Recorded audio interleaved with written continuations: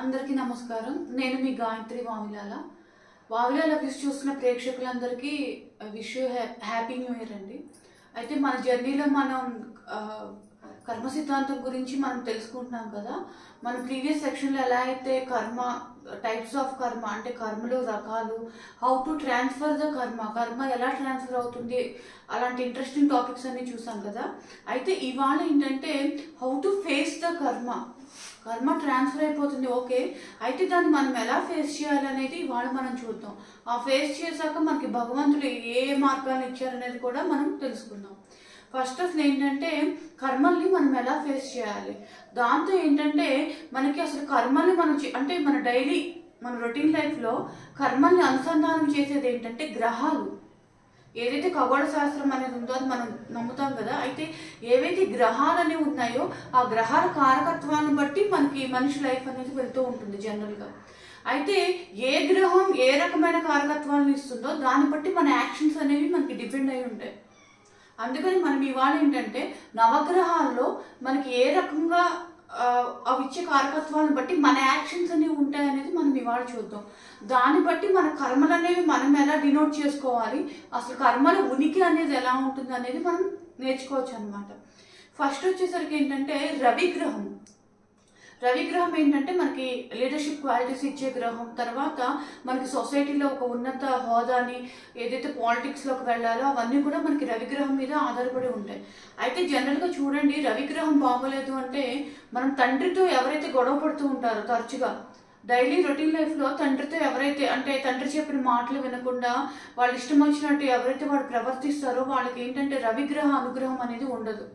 అందుకని వాళ్ళ లైఫ్ ఎలా ఉంటుందంటే జనరల్గా వాళ్ళు ఎంత అంటే వాళ్ళు ఎన్ని సంపాదించుకున్నా కానీ గమనం అనేది దొరకదన్నమాట.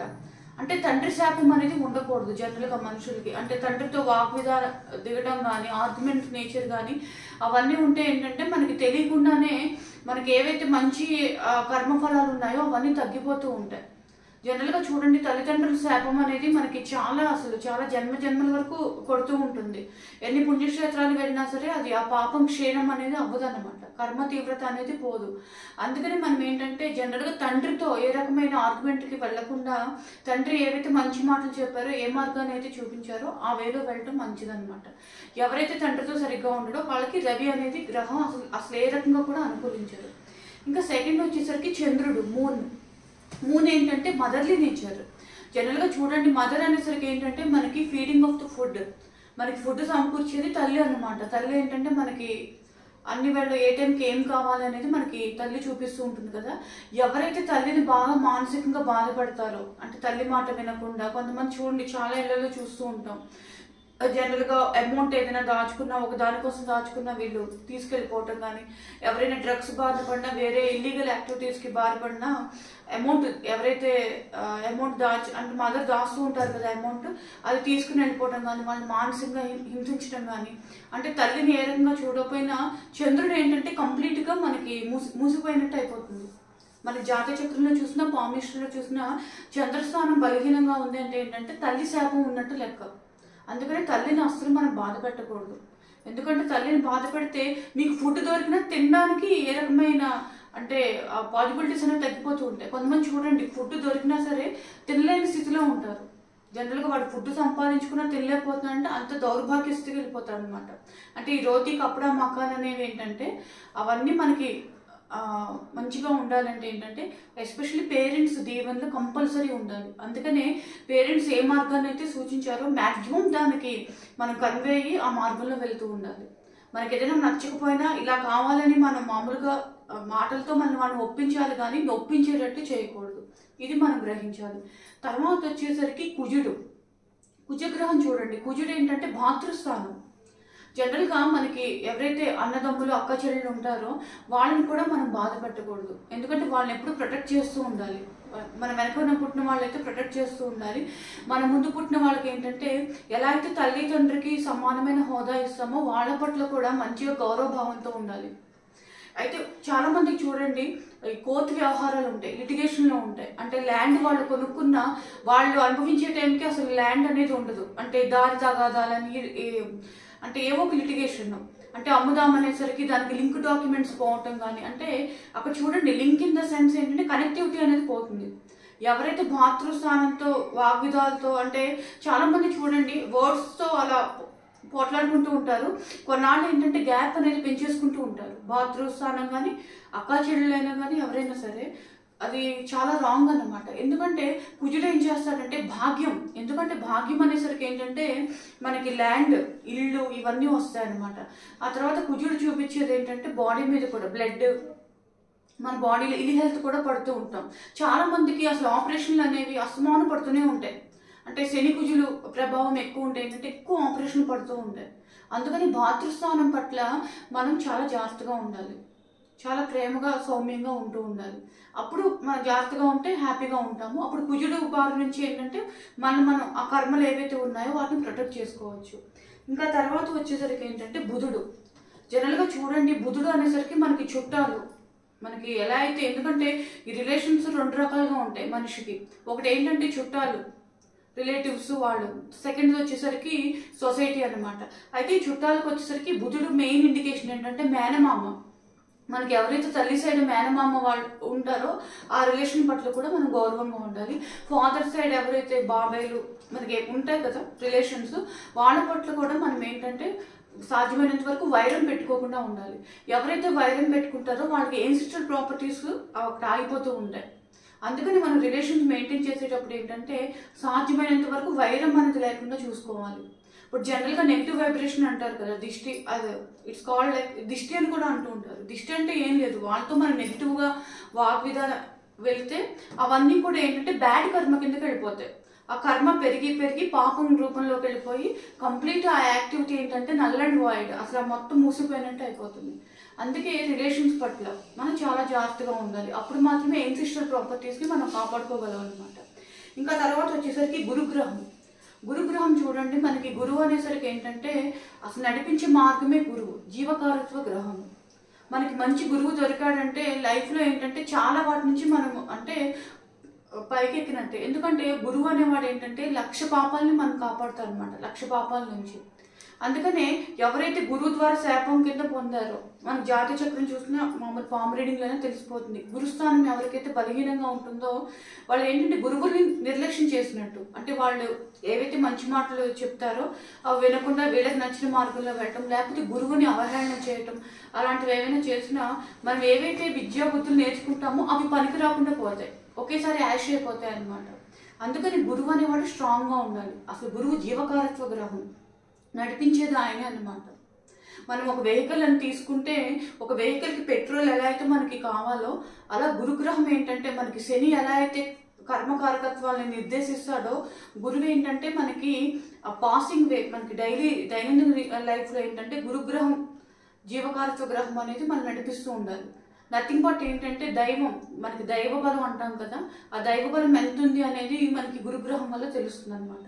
అందుకని సాధ్యమైనంత వరకు గురువు, ఎవరైతే మనకి విద్యా బుద్ధులు నేర్పిన గురువు ఉన్నారో వాళ్ళతో ఏంటంటే మనం ఎప్పటికప్పుడు కూడా నమ్రతతో ఉండాలి, వినయంగా ఉండాలి. అలా ఉంటే ఏంటంటే గురుగ్రహం నుంచి పెట్టే బాధలు, యాక్టివిటీస్ ఉంటాయి కదా, ఆ కర్మకారకత్వాల నుంచి మనం ప్రొటెక్ట్ చేసుకోవచ్చు. ఆ తర్వాత వచ్చేసరికి శుక్రుడు. జనరల్గా చూడండి శుక్రుడు అనేసరికి మనకి దాంపత్య జీవితానికి సంబంధించి శుక్రుడు మెయిన్ ఇండికేషన్ అనమాట. చాలా మంది చూడండి మ్యారేజెస్ అవ్వట్లేదు అనుకుంటారు. శాపాల్లో కూడా పార్ట్నర్కి సంబంధించి కూడా, అంటే అది శాపం అని కాకపోయినా ఈ దాంపత్య జీవితానికి సంబంధించి కానీ, లేకపోతే వాగ్విధాలు, చాలా మంది చూడండి ఇళ్లలో అంటే భార్యాభర్తలు ఇద్దరు కూడా అరుచుకుంటూ ఉంటారు జనరల్గా. ఆ ప్రభావం ఏంటంటే పిల్లల మీద పడుతూ ఉంటుంది. అంటే వాళ్ళకి ఏవైనా సమస్యలు ఉన్నా సరే మామూలుగా కూర్చుని సాల్వ్ చేసుకోవాలి, కానీ చాలా మంది చాలా గొడవలు పడుతూ ఉంటారు. ఆ ఇంపాక్ట్ అనేది పిల్లల మీద పడి రేపు చాలా మంది కూడా ఏంటంటే ఫోబియా కింద పెట్టేసుకుని అసలు మ్యారేజెస్ అనేది చేసుకోరనమాట. అవన్నీ కూడా శుక్రుడి కిందకి వస్తాయి, భయం, ఒక ఫోబియా కిందకి వెళ్ళిపోతారు. ఇంకోటి ఏంటంటే శుక్రుడు మెయిన్ ఇండికేట్ చేసేది, శుక్రుడు తత్వం వచ్చేసరికి ఏంటంటే స్త్రీతత్వ గ్రహం. చాలా మంది ఇళ్లలో చూడండి లేడీస్ని చాలా అండర్ ఎస్టిమేట్ చేస్తూ ఉంటారు, తిడుతూ ఉంటారు. అది భార్యనైనా, చెల్లినైనా, తల్లినైనా ఎవరైతే తిడతారో శుక్రుడిచ్చే సంపదలన్నీ కూడా వాళ్ళకి పోతాయి. ఎందుకంటే మన చేతిలో అసలు ధనం నిలబడాలి అంటే మనకి శుక్రుడే మెయిన్ కారకత్వం. మనకి మొత్తం దశ అంతర్దశలో కానీ మా జాతకం మొత్తంలో ఏంటంటే శుక్ర మహాదశ యోగిస్తుంది అంటారు. అది మనం పోగొట్టుకోకూడదంటే మన లేడీస్ పట్ల చాలా జాగ్రత్తగా ఉండాలి. ఏ ఇంట్లో అయితే ఆడపిల్ల ఉంటుందో వాళ్ళని సాధ్యమైనంత వరకు నొప్పించకూడదు, బాధ పెట్టకూడదు. అంటే పార్ట్నర్ కానీ, భార్య కానీ, తల్లిని కానీ, అలా లేడీస్ పట్ల ఏంటంటే ఎవరైతే గౌరవభావంతో ఉంటారో వాళ్ళు ఏంటంటే శుక్రకారకత్వం ఇచ్చే మంచి పాజిబిలిటీస్ అన్నింటినీ, మంచి కారకత్వాన్ని వాళ్ళు పొందుతూ ఉంటారు.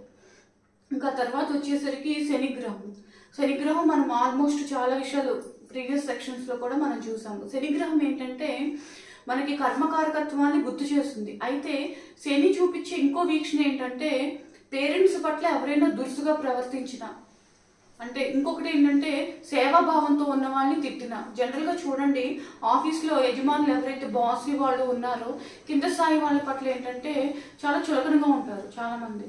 అంటే వాళ్ళు కంపల్సరీ నేను బాస్ని వాడు చేయాలని కింద స్థాయి వాళ్ళని ఎవరైతే తిట్టడం కానీ, స్కోల్డ్ చేయడం కానీ, వాళ్ళకి ఇచ్చే పేమెంట్స్ లేట్ చేయడం కానీ, అలాంటి ప్రవర్తన కనుక ఉంటే శని ఏంటంటే వాళ్ళని చాలా భయంకరంగా శిక్షిస్తాడు. అందరూ సమాన భావం అనేది ఉండాలి. ఎందుకంటే కర్మకారకత్వం బట్టి ఎవరికి ఏ ఫీల్డ్ అనేది ఆ దేవుడే నిర్ణయిస్తాడు. కాబట్టి కింద స్థాయి వాళ్ళతో కూడా మర్యాదపూర్వకంగా ఉండాలి. ఎందుకంటే ప్రతి ఒక్కళ్ళు కోరుకునేది సెల్ఫ్ రెస్పెక్ట్. వాళ్ళ సెల్ఫ్ రెస్పెక్ట్ని కూడా మనం గౌరవించాలి. కింది స్థాయి వాళ్ళతో గౌరవంగా ఉండాలి. ఇంకొకటి ఏంటంటే శని చూసేది ఫిజికల్గా అబ్యూజ్ చేస్తున్నాం. అంటే చాలామంది చూడండి ఫిజికల్గా అనేస్తూ ఉంటారు. ఏదైనా ఇప్పుడు మ్యారేజ్ సంబంధించిన విషయాల్లో చూస్తూ ఉంటాం. మనకి ఏదైనా మ్యారేజ్ ప్రపోజల్స్ కానీ అలాంటివి వచ్చినా తోలనాడుతాం. మనకు నచ్చకపోతే మామూలుగా పక్కన పెట్టారు, కానీ ఎవరిని కూడా పొరపాటును కూడా ఫిజికల్గా అబ్యూజ్ అనేది చేయకూడదు. ఎందుకంటే మెంటల్ అబ్యూజ్, ఫిజికల్ అబ్యూజ్ అనేది శని భగవాన్ ఏంటంటే అసలు మొత్తం జీరో చేసేస్తాడు. పొరపాటును కూడా ఎవరిని ఫిజికల్గా అంటే శారీరకంగా ఎలా ఉన్నారని అలా ఉన్నారని అసలు మనం బాధ పెట్టకూడదు, ఎవరిని కూడా నొప్పించకూడదు. సో శనికి సంబంధించి మనం ఈ విషయాల పట్ల మనం చాలా జాగ్రత్తగా ఉండాలి. ఇంకా ఆఖరిగా వచ్చేసరికి రాహుకేతువులు. జనరల్గా ఏమనుకుంటామంటే చాలామంది రాహుకేతువులు ఛాయాగ్రహాలు కదా, అంత ఇంపాక్ట్ ఉండవేమో అనుకుంటారు. బట్ రాహుకేతువుల వల్ల చాలా ఇంపాక్ట్ అనేది, ఎస్పెషల్లీ కలియుగంలో రాహుకేతువుల ఇంపాక్టే ఉంది. ఎందుకంటే మనకి రాహుకేతువులు షాడో గ్రహాలు అయినప్పటికీ కర్మకారకత్వాన్ని గుర్తు చేసేది రాహువు. రాహు ఇచ్చేది ఏంటంటే పాజిటివ్ రిజల్ట్స్. ఏవైతే పిహెచ్డీలు మనం అన్ని చదువుతాం కదా, షార్ట్ టర్మ్గా పైకి వెళ్ళాలన్నా రాహు మంచిగా ఇండికేట్ చేస్తాడు. అయితే రాహు ఇచ్చేది ఏంటంటే మెయిన్ సాంఘికం, సోషల్గా నువ్వు ఎలా ఉన్నావు అని. అంటే అందరితో మంచిగా ఉంటున్నామా, ఫ్రెండ్స్తో ఎలా ఉంటున్నాం, నీ సాంఘిక జీవితం ఎలా ఉంది అనేది రాహు వల్ల మనకి ఇండికేట్ అవుతుంది. టీనేజ్లో కనుక మనం సరిగ్గా ఉండలేకపోయినా, అంటే టీనేజ్లో ఏమవుతుందంటే రాహు మాయలో పడిపోతాం.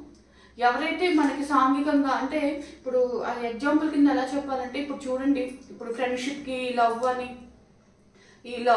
ఇప్పుడు వస్తున్న జనరల్ వ్యూస్ కనుక మనం చూస్తే ఏంటంటే జనరల్గా టీనేజర్స్ చూడండి, ఏది లవ్ ఏది ఫ్రెండ్షిప్ వాటికి సంబంధించి విషయాలు ఏంటంటే ఏమీ అవగాహన అనేది ఉండదు, మెచ్యూరిటీ అనేది ఉండదు. ఫ్రెండ్షిప్ చేసినంత వరకు చేసి ఈ గిఫ్ట్లు కానీ అవి కానీ వాటికి మాయలో పడిపోయి అంతా అయిపోయాక మ్యారేజ్ టైంకి వచ్చేసరికి కొంతమంది స్కిప్ అవుతూ ఉంటారు. అవన్నీ ఏంటంటే రాహు మాయ. ఒకటి గుర్తుపెట్టుకోవాల్సిన విషయం ఏంటంటే రాహు ఏంటంటే మాయని అక్కడ జస్ట్ అలాగా ఇండికేట్ చేస్తాడు స్మోకీ లెవెల్లో. రాహు కనుక మనకి శుభదృష్టితో ఉంటే మాయలో పడం మనం. ఎప్పుడైతే మనం బ్యాడ్ దృష్టితో ఉన్నామో అప్పుడు రాహు ఏంటంటే కంప్లీట్ మాయని అక్కడ వదిలేసి వెళ్తాడనమాట. అందుకని మనం ఫ్రెండ్షిప్ చేసేటప్పుడు సాంఘిక జీవితం పట్ల చాలా జాగ్రత్తగా ఉండాలి. అంటే మనం వాడే వస్తువుల పట్ల కానీ, ఇప్పుడు వచ్చే ఫోన్స్ కానీ, లేకపోతే మనకు వచ్చే ఫ్రెండ్స్ కానీ, వీటన్నిటి పట్ల మనం జాగ్రత్తగా ఉండాలి. ఎస్పెషల్లీ అబ్రాడ్ వెళ్ళి సెటిల్ అయ్యే వాళ్ళు ఉంటారు. వాళ్ళు ఏంటంటే ఎంత ప్రయత్నించినా వెళ్ళలేకపోతూ ఉంటారు. వాళ్ళు ఏంటంటే కంపల్సరీ రాహు చేసే యాక్టివిటీస్లో వాళ్ళు ఎలా ఉన్నారనేది వాళ్ళగా వాళ్ళు చూసుకుంటూ ఉండాలన్నమాట. ఇంకా ఆఖరిగా వచ్చేసరికి కేతువు ఏంటంటే జనరల్గా మనకి జంతువుల పట్ల ప్రకృతి పట్ల ఎలా ఉన్నాం అనేది చూస్తాడనమాట. మనం చేసే కర్మకారకత్వాల్లో మనకి ఆటో రికార్డ్ అవుతాయని మనం ప్రీవియస్ క్లాస్లో చెప్పుకున్నాం కదా. ప్రకృతి రికార్డ్ చేస్తుంది చిత్రగుప్తుడు చేసే పని అని. ఆ చిత్రగుప్తుడికి అధిష్టాన దేవత కూడా కేతువు అన్నమాట. అందుకని కేతువు ఏంటంటే మన పరిసరాల పట్ల ఎలా ఉంటున్నాం, మూగ జీవాల పట్ల ఎలా ఉంటున్నాం. చాలామంది తెలియకుండా దురుసుగా ప్రవర్తిస్తూ ఉంటారు, అంతే ప్రేమతో చూసుకునే వాళ్ళు ఉంటారు. అందుకనే మనకి ఏంటంటే ప్రతి జీవి అనేది కూడా ప్రకృతిలో అంతర్భాగమే. అందుకని కేతువు ప్రకారం మనం ఏం చూసుకోవాలంటే మన చుట్టూ ఉన్న పరిసరాలతో ప్రకృతిని కూడా చాలా జాగ్రత్తగా సంరక్షించుకోవాలి. అంటే మనకి మొక్కలు ఏమైనా ఉంటే వాటికి వాటర్ పోయటం కానీ, కుక్కలు కానీ అవి జీవాలు ఉంటాయి కదా, వాటిని కూడా మనం ప్రొటెక్ట్ చేస్తూ ఏవైతే మనకి ప్రకృతి వైపరీత్యాలు వచ్చాయో మనల్ని మనం చూసుకుంటూ మనతో ఉండే జీవులు కూడా మనం జాగ్రత్తగా రక్షించుకుంటే కేతువు పెట్టే కర్మకారకత్వం నుంచి మనం కొంచెం బయటపడచ్చు అనమాట. సో వీటి ద్వారా మనం ఏం నేర్చుకున్నామంటే ఈ కర్మకారకత్వాల్లో మనం ఫేస్ చేసే వాటిలో ఏంటంటే ఈ గ్రహాలన్నీ వీటి మీద డిపెండ్ అయి ఉంటాయి మనం మార్నింగ్ లేచినప్పటి నుంచి నైట్ వరకు. సో అందుకని ఈ యాక్టివిటీస్ అన్నింటినీ ఏంటంటే మనం డైలీ నిద్రపోయేటప్పుడు ఒక్కసారి పునశ్చరణ చేసుకోవాలి. అప్పుడు మాత్రమే మనం హౌ టు ఫేస్ ద కర్మ అనేది మనకి అర్థమవుతుంది. నేను ఇవాళ యాక్టివిటీ చేశాను, లేట్ అయినా సరే ఎవరి పట్లైనా దుస్తుగా ఉంటే సారీ చెప్పడం, ఒక్కోసారి కృతజ్ఞత అనేది కూడా మర్చిపోతూ ఉంటాం. మనకి ఎవరైతే హెల్ప్ చేశారో వాళ్ళకి థ్యాంక్స్ చెప్పడం, అంటే వాళ్ళకి మళ్ళీ ఏదైనా సిచ్యుయేషన్స్ వస్తే మనం హెల్ప్ చేయడం. సో ఇలాంటి వాటన్నిటి పట్ల ఏంటంటే మనం నిద్రపోయేటప్పుడు కంపల్సరీ సెల్ఫ్ ప్రేయర్ అనేది చేసుకుంటూ ఉండాలి. అప్పుడు మాత్రమే కర్మకారకత్వాల నుంచి మనం ఏవైతే నెగిటివ్ భావాలు ఉంటాయో వాటి నుంచి మనం రిలీఫ్ అవ్వచ్చు అనమాట. అయితే ఈ విషయంలో లాస్ట్గా ఒక చిన్న విషయం చెప్పి నేను క్లోజ్ చేస్తాను. మనకి కర్మకారకత్వంలో మెయిన్ ఇండికేషన్ ఏంటంటే మన థాట్. అంటే స్వామి వివేకానంద ఏం చెప్తారంటే అపవిత్ర కార్యం ఎంత చెడ్డదో మామూలుగా అపవిత్ర ఆలోచన కూడా అంతే చెడ్డది. జనరల్గా చూడండి, అపవిత్ర ఆలోచన వచ్చిందంటే అది కార్యరూపం నెక్స్ట్ డేనే వచ్చేస్తుంది. అందుకని ఆలోచనలో ఉన్నప్పుడే మనం కట్ చేసేయాలి. అంటే జనరల్గా చెడ్డ థాట్స్ ఎప్పుడైతే మనకి అరేంజ్ అయ్యాయో అప్పుడే వాటిని మనం కట్ చేసేస్తే అది కార్యరూపం దాల్చదన్నమాట. అందుకని మన థాట్స్ అన్నీ కూడా పాజిటివ్గా మంచిగా ఉండే రిజల్ట్గా ఉండాలన్నమాట. ఎప్పుడైతే అలా ఉంటాయో అప్పుడు మన కర్మకారకత్వాలు అనేవి మనం హ్యాపీగా ఈజీగా మనం ఎదుర్కోగలుగుతాం. దీనికి సంబంధించి ఏంటంటే రావణాసురుడు, మనకి రామాయణంలో రావణాసురుడు తెలుసు కదా, ఆయన అపర జ్ఞాని, రావణ బ్రహ్మ అంటారు ఆయన. అయితే ఆయన చేసిన కర్మ ఏంటంటే సీతాదేవిని అపహరించుకురావటం కదా. అయితే రామాయణం అంతా క్లోజ్ అయ్యాక రావణ బ్రహ్మ చనిపోయాక ముక్తి అనేది రాదు. చాలా ఏళ్ళు తపస్సు చేస్తూనే ఉంటాడు, అయినా సరే ముక్తి అనేది రాదు. రోజు ప్రార్థిస్తూనే ఉంటాడు, అయినా సరే రాదన్నమాట. అయితే ఒకరోజు పార్వతీదేవి అడుగుతుంది మామూలుగా శివుణ్ణి, ఏంటి స్వామి, రావణ బ్రహ్మ మీకు చాలా ఇష్టమైన భక్తుడు కదా, ఎందుకు మీరు అంత టెస్ట్ చేస్తున్నారంటే శివుడు ఒకే ఒక్క మాట చెప్తారనమాట. రావణ బ్రహ్మ రావణాసుడు రూపంలో వెళ్ళి సీతని అపహరించుకొస్తే నేను క్షమించేవాడిని. తను చేసిన తప్పుకి ఏదైతే కర్మకారకత్వం చెడు కర్మ అని ఉందో దాన్ని కంపల్సరీ నేను క్షమించేవాడిని. కాకపోతే రావణాసుడు చేసిన తప్పు పని ఏంటంటే ఒక సాధువు వేషంలో వెళ్ళి సీతాదేవిని అపహరించుకొచ్చారు. అందుకని ఇంకా కొన్ని జన్మలు రావణాసుడు నిరీక్షించాల్సి ఉంటుంది, వెయిట్ చేయాల్సి ఉంటుందని చెప్పి శివుడు చెప్తారనమాట పార్వతీదేవికి. సో అందుకని అంత అపరజ్ఞాని అయిన రావణ బ్రహ్మ కూడా కర్మకారకత్వం నుంచి తప్పించుకోలేకపోయారు. సో అందుకని ఏంటంటే ఈ గ్రహాలు ఇచ్చే కారకత్వాలు దృష్టిలో పెట్టుకుని మనం ఎలా మెలగాలి, మన బంధువులతో కానీ, మన భాతృస్థానంతో కానీ, పేరెంట్స్తో కానీ, మన సాంఘిక జీవనం పట్ల, జీవుల పట్ల ఎలా ఉండాలి అనేది మనం మన ఉనికిని కూడా మన జాగ్రత్తగా కాపాడుకుంటూ కర్మల్ని మ్యాక్సిమం వీలైనంత వరకు పాజిటివ్ వేలో వెళ్ళేటట్టు చూసుకోవాలి. సో ఫ్రెండ్స్, ఇది ఇవాళ హౌ టు ఫేస్ ద కర్మ అనే టాపిక్. మనం నెక్స్ట్ క్లాస్లో ఏంటంటే ఈ కర్మని ఫేస్ చేయడానికి భగవంతుడు మనకి ఏమేమి అవకాశాలు, సాధనాలు ఇచ్చారనేది మనం చూద్దాము. ఈ వీడియో మీకు నచ్చితే లైక్ చేయండి, షేర్ చేయండి, మీ కామెంట్స్ ఏమైనా ఉంటే కింద డినోట్ చేయండి.